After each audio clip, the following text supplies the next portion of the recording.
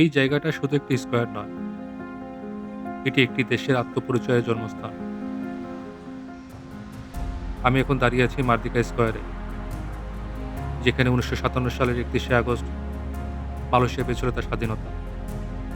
এই মাঠে, ঠিক এখানে হাজার, হাজার মানুষের সামনে একজন মানুষ ইতিহাস সৃষ্টি করেছিলেন। তিনি ছিলেন টুকু আব্দুর রহমান, মালয়েশিয়ার ১ম প্রধানমন্ত্রী।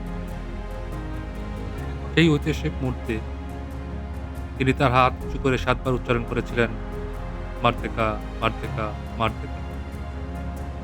এই শব্দ শুধু একটি শব্দ ছিল না, এটি ছিল স্বাধীনতার ঘোষণা। এটি ছিল একটি জাতির নতুন সূচনা।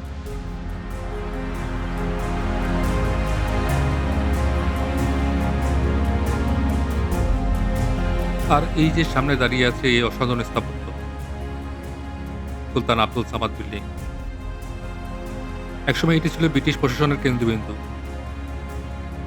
মুঘল ও ভিক্টোরিয়ান স্থাপত্যের মিশেলে তৈরি এই ভবনটি আজও ইতিহাসের সাক্ষী হয়ে দাঁড়িয়ে আছে।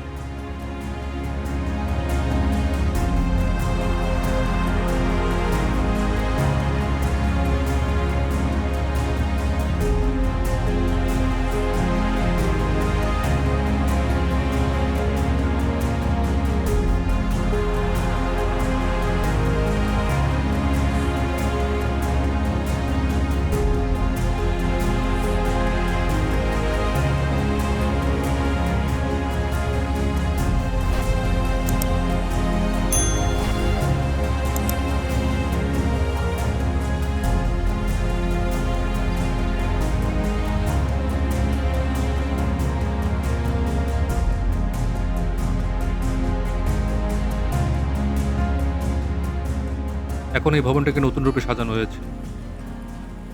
রাতের আলো, ডিজিটাল শো আর আধুনিক টুরিস্ট আকর্ষণ দিয়ে এটাকে আরো জীবন্ত করে তোলা হয়েছে। আজকের দিনে এটা শুধু ইতিহাস নয়, এটা হয়ে উঠেছে এক অসাধারণ ভিজুয়াল অভিজ্ঞতা। যখন আপনি এখানে দাঁড়াবেন, আপনি শুধু একটি জায়গা দেখবেন না, আপনি অনুভব করবেন ইতিহাসকে।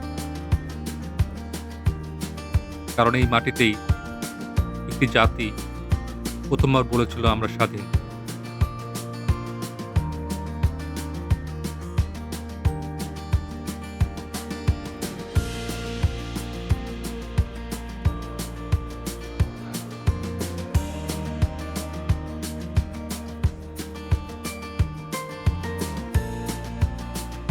ভিডিওটি ভালো লাগলে লাইক, শেয়ার এবং সাবস্ক্রাইব করুন।